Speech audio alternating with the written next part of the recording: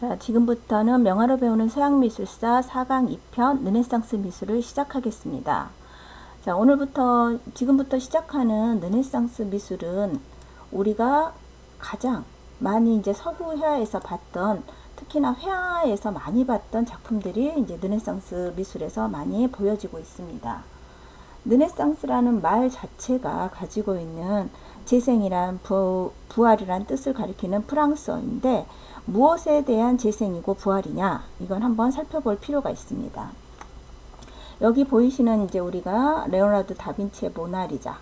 한때 이 모나리자 작품은 너무나 많은 관람객들이 모여들어서 각 관람자당 10초씩만 허용되는 적도 있었다고 합니다. 그래서 전 세계에서 가장 유명한 모나리자, 그 다음에 라파엘로의 아테네 성당, 우리 이제 미켈란젤로의 피에타, 이렇게 이제 이 세 명이 이제 르네상스의 대표적인 3대 작가입니다. 르네상스라는 건 재생, 부활을 뜻하는 말로서 14세기 이탈리아에서 시작되어 16세기 유럽을 풍부했던 그 인간 중심 미술의 경향으로 이탈리아어로 재생, 부활을 뜻하는 리나시타에서 유래했다. 르네상스는 인간을 세계의 중심에 둔 인문학적 관심에서 작품을 제작되었는데요. 그다음에 인간 정신의 회복을 바탕으로 중세, 우리 좀 전에 보았던 신중심의 미술에서 인간 중심의 아름다움을 추구하고자 했던 시기이면서요, 초자연적인 중세 미술에 반대해서 인간과 자연의 현세적인 아름다움을 긍정하는 사실적인 미술이다. 우리가 아까 중세 미술이 내세적이라면 이제 르네상스 미술은 굉장히 현세적이고 사실적인 묘사가 두드러진 시기입니다. 자, 르네상스 미술을 이제 어떻게 보면 대단한 혁명적인 역할을 했던 사람이 바로 마사초인데요. 여기 보면 성부와 성자와 성령, 어디서 많이 들어보셨죠? 우리가 천주교에서 많이 그 세례 받을 때 들었던 그 이름입니다. 여기서 보이시는 성부는 여기 이제 돌아가신 예수님을 뜻하고요. 그 다음에 성령은 하나님의 말씀을 전하는 여기 비둘기. 성자는 여기 보면 이 그림에 기부했던, 돈을 댔던 기부자, 그 신자 부부들, 도메니코와 렌지, 그의 아내, 이렇게 두 신자를 이렇게 성부와 성자와 성령이라고 하는데, 이 그림이 이제 유명한 게 최초로 언근법, 선언근법이라고 해서 우리 투시도 같은 거 얘기하죠. 그 선언근법이 최초로 적용된 작품입니다. 이렇게 보면 어떻습니까? 소실점의 가운데 예수님이 있죠. 이런 공간의 깊이감이 느껴지는 이런 선언근법이 최초로 적용된 작품입니다. 우리가 이제 르네상스 4대 작가에 유일하게 조각가가 들어있는데요. 바로 도나텔로입니다. 도나텔로의 성 지오르지오하고 막달라 마리아. 우리 막달라 마리아가 누군지는 아시죠? 그가 마지막에 이제 마지막에 막달라의 모습은 이렇게 가장 인간적인, 우리가 늙지도 죽지도 않는 그런 모습, 아름다운 마리아의 모습이 아닌 이렇게 굉장히 추한 모습으로 막달라 마리아가 변했을 거라는, 좀 더 인간의 구조를 띠고 인간적인 모습으로 변한, 신의 모습이 아닌 인간적인 모습으로 변한 르네상스 조각이 이제 도나텔로에 의해서 만들어집니다. 도나텔로의 다비드상. 도나텔로는 고전적인 모티브를 모방하는 것에 만족하지 않고, 이 고전적 모티브라는 이제 그리스적인 예술을 말합니다. 고대 작가들이 격찬했던 고대 조각 정신을 부활시키려는 목적을 가지고 있었다. 가장 인간의 아름다운 비례를 찾고자 했던. 그래서 처음에 이 이제 다비드상은 8등신이 아닌 한 7등신 정도로 됐습니다. 여기 보면 다리를 약간 구부린 콘트라포스트 나오고 있고요. 이런 게 이제 그리스 조각에서 영감을 받아서 이제 제작이 되었고요. 이런 그 도나텔로의 이런 조각들은 후에 베로키오라든가 미켈란젤로에게 굉장히 큰 영향을 미칩니다. 미켈란젤로나 이제 레오나르도 다빈치보다는 조금 더 앞섰던, 이제 그 비슷한 시대에 활동을 했지만 조금 더 나이가 많았던 보티첼로의 비너스의 탄생이라는 작품이 있습니다. 우리 보티첼로의 작품은 우리 교재 83페이지에 보면은 비너스 탄생에 대한 설명이 있습니다. 이 그림은 그리스 로마 신화를 바탕으로 하고 있다. 미의 여신 비너스가 바람의 신 부부에 의해서 장미꽃 세례를 받고 있다. 장미꽃 세례를 받고 있죠. 미의 여신 비너스. 자, 조개 껍질에서 내려오는 그녀를 과실나무의 요정인 포모나가 외투를 들고 있다. 이 포모나인데 제가 보기에는 이 포모나의 모습은 그 프리마베라의 모습하고 똑같습니다. 이들 비너스 양편의 신들은 각각 육체의 격정과 정신의 순결이라는 아름다운 양명성을 상징한다. 자, 에로스적인 거하고 그 다음에 이제 좀 더 다른 어떤 정신적인 사랑 두 개를 다 얘기를 하고 있습니다. 이거는 메디치 가문, 르네상스 시대 최고의 어떤 예술 후원 가문이 메디치 가문이라고 합니다. 메디치 가문의 주문으로 이 그림을 제작한 보티첼리는 물결 치는 듯한 선으로 인체를 묘사하는 것으로 유명하다. 여기 보면은 비너스 목이 이렇게 좀 기울어진 형태라든가 비스듬한 어깨, 창백하면서도 부드러운 육신을 하고 있었다. 이게 이 당시까지만 해도 여성의 누드와는 어떤 이런 신화적 요소라든가 신의 요소를 빗대어서 제작을 했었습니다. 다음은 이제 보티첼리의 수태고지입니다. 우리 중세 말기에 수태고지를 보셨죠? 아직까지 이제 보티첼리 같은 경우도 신플라톤주의의 영감을 받았기 때문에 우리 중세의 신플라톤주의의 중심이 빛이었고 영혼이었다면은 이런 서정적인 시정에 의한 그림이 보티첼리에서 나옵니다. 이렇게 색채도 화려하면서도 뭔가 이렇게 명상에 잠긴 듯한 그런 모습들, 가브리엘 천사의 모습도 굉장히 아름답게 묘사되어 있습니다. 그래서 신비적인 경향을 보이기 시작하는 게 이제 보티첼리의 어떤 수태고지의 모습이었습니다. 다음은 베로키오입니다. 이 베로키오를 제가 넣은 것은 이 베로키오라는 작가가 르네상스 이탈리아에서 굉장히 그 유명한 화가였습니다. 지금 우리가 이제 서양미술사에서는 그렇게 베로키오라는 이 인물에 대해서 자세히 나오진 않지만 이 베로키오가 바로 우리 좀 전에 봤던 보티첼리하고 우리 이제 레오나르도 다빈치, 모나리자의 다빈치의 스승입니다. 보티첼리하고 다빈치는 이 베로키오 공방에서 베로키오로부터 그림을 배워서 지금의 이제 세계적인 화가가 되었던 사람입니다.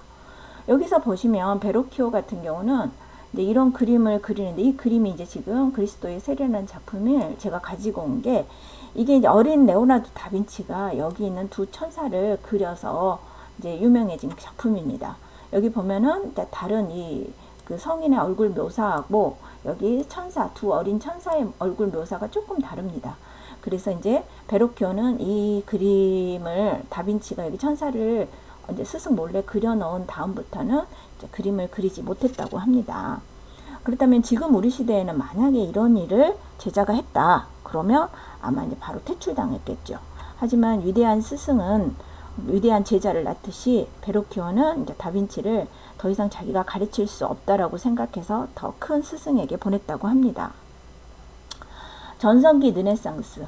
네, 이때가 가장 그 꽃피웠던 이탈리아 르네상스를 가장 꽃피웠던 시기인데요. 사람들은 새로운 것들을 발견하고 즐거움으로 충만해 있었다.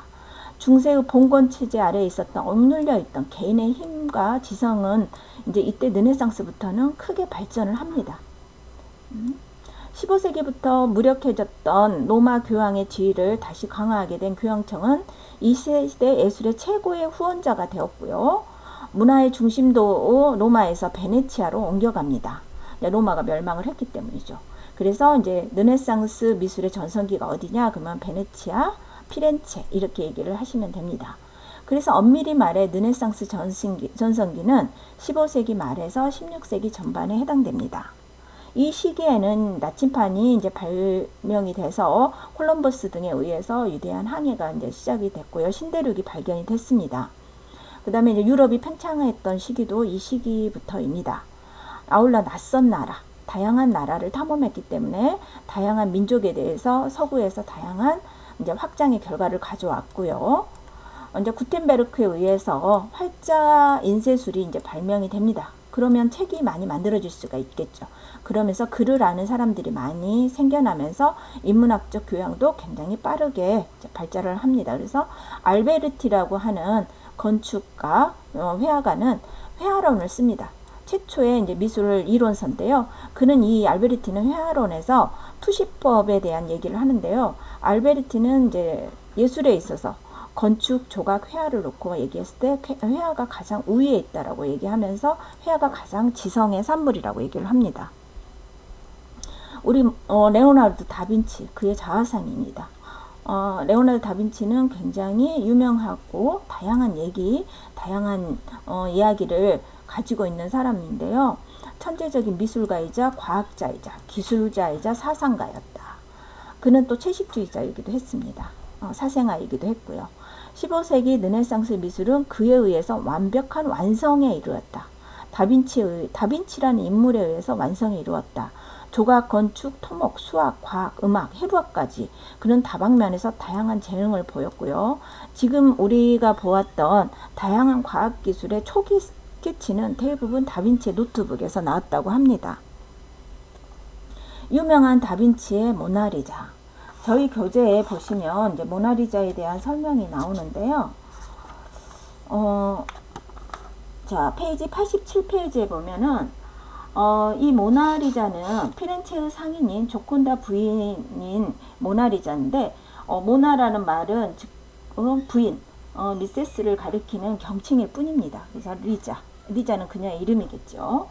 모나리자를 그리는 동안 그녀를 웃게 하려고 다빈치는 다양한 음악을 틀어준다든가 다양한 이제 그 액션들을 취했다고 합니다. 여기 보면 두 인물의 배경이 다릅니다. 여기는 이제 어둡게 묘사가 되어 있고 여기는 이제 풍경이 살짝 그려져 있습니다. 여기 이제 모나리자 그림에서부터 다빈치가 스푸마토라고 공기용근법을 적용을 합니다. 이렇게 부드럽게 윤곽선이 없이 부드럽게 넘어가는 방법이고요. 여기 뒤에도 안개에 쌓인 듯하게 이제 뿌옇게 이렇게 그림이 들어갑니다. 그래서 인물 뒤에 최초로 풍경이 들어가는 그림이 모나리자이고, 이렇게 밝고 어둠이 드러나는 그림이 그 명암법인데 체칠리아의 초상에 이제 다빈치가 이렇게 적용을 했습니다. 다음은 미켈란젤로입니다. 미켈란젤로에 대해서는 상당히 다양한 얘기들이 있습니다. 이탈리아의 조각가이자 건축가, 메디치가나 교황의 봉사와 강요에서 비롯되긴 하였지만 그는 약간의 반항아, 일종의 지금으로 치면 아웃사이더 같은 역할이었습니다. 그의 이제 대표적인 작품 피에타 다비드 시스티나 대성당의 천정화가 있습니다. 여기 보시면 피에타가 있습니다. 미켈란젤로를 가장 유명하게 만들었던 피에타는 우리 교재 91페이지에 잘 나와 있습니다. 이 피에타는 그리스도 죽음을 애도한다는 의미, 자비를 베풀소서라는 의미를 담고 있습니다. 이게 이제 미켈란젤로가 23세에 조각한 작품인데요. 여기 보면 전형적인 이제 피라미드 구도를 가지고 있고요. 여기 보면 미켈란젤로가 유일하게 자기의 사인을 그 마리아의 어깨띠에다가 남겼습니다.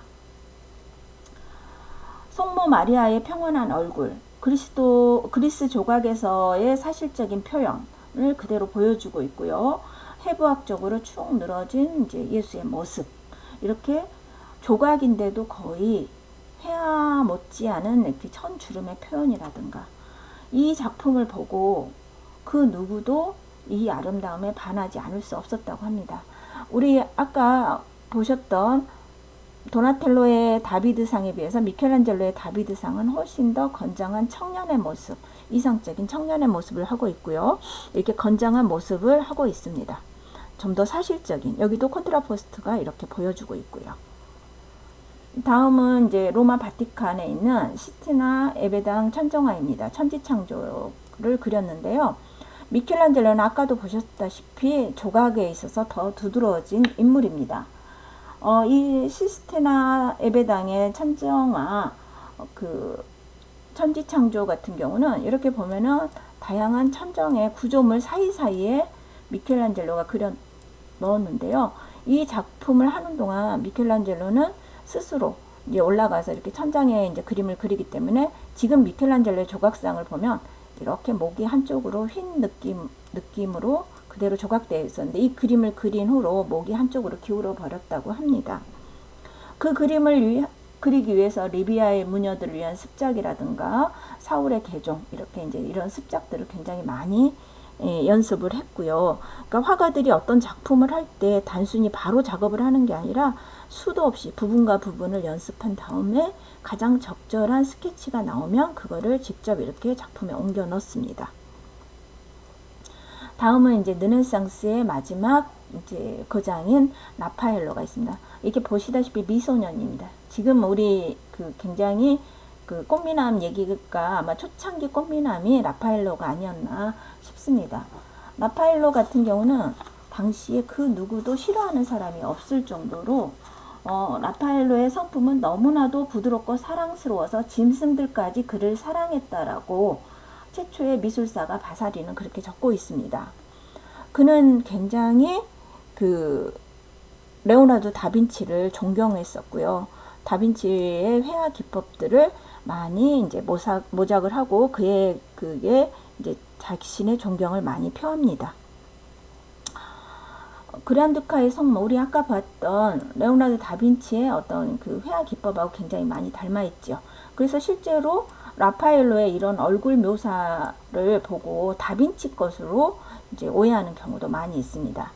이 라파엘로의 그리스도의 변형은 이런 작품들은 후에 마니에리즘 작가들을 르네상스 말기 바로크로 넘어가는 시기에 마니에리즘 작가들이 가장 또 열광했던 작품이 바로 아까 미켈란젤로의 조각상하고 라파엘로의 이런 회화의 구도에서 이제 영감을 받습니다.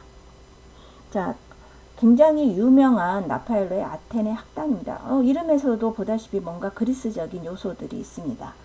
이 이제 라파엘로의 아테네 학당 같은 경우는 산피에트로 대성당 바실리카를 연상시키는 거대한 건물의 궁룡 아래에 고대 유대한 사상가들이 모여 있습니다. 화면 한가운데 여기 손을 위로 뻗고 있는 사람이 플라톤이고 손을 땅 쪽을 가리키는 사람이 아리스토텔레스입니다. 이 두 사람은 누가 뭐라 해도 그리스의 대표적인 철학자이죠. 이렇게 보시면 우리 플라톤이 가장 얘기하는 하늘에 있는 이데아의 세계를 얘기하고 있다고 보시면 될 것 같습니다. 그는 여기에 자기가 아는 인물들을 조금씩 다 그려 넣었는데요. 여기 앞에 보이시는 이 인물이 헤라클레이토스인데 미켈란젤로의 얼굴을 여기에다가 넣었다고 합니다. 이제 약간의 애톨박이, 끊임없이 사색만 하던 헤라클레이토스의 모습이 미켈란젤로의 모습입니다. 보시면 여기에 이렇게 라파엘로 자신의 초상화도 그려 넣었습니다. 이렇게 허리를 구부린 사람의 모습이 유클리드의 모습인데 유클리드는 굉장히 다양한 기하학이라든가 수학자로도 유명합니다. 그래서 그의 손에는 이렇게 컴퍼스가 들려 있습니다. 자, 여기 보시면 플라톤의 모습은 레오나르도 다빈치의 얼굴에서 이제 따왔고요. 손가락이 이데아의 세계 하늘을 가리키고 있습니다. 플라톤은 지상을 가리키고 있고요. 아니 아리스토텔레스는 지상을 가리키고 있고요. 그래서 아리스토텔레스는 나중에 그 자연과학의 아버지로서의 어떤 철학적 스승으로 추대받고 있습니다. 여기 보면 아까 우리 이 아테네 학당의 한쪽 구석에 있는 라파엘로 자신의 얼굴 모습입니다. 이게 최초로 회화에 자신의 얼굴을 집어넣었던 사례입니다. 자, 르네상스 말기에 가서 마니에리즘이라고 하는 매너리즘 시기가 옵니다.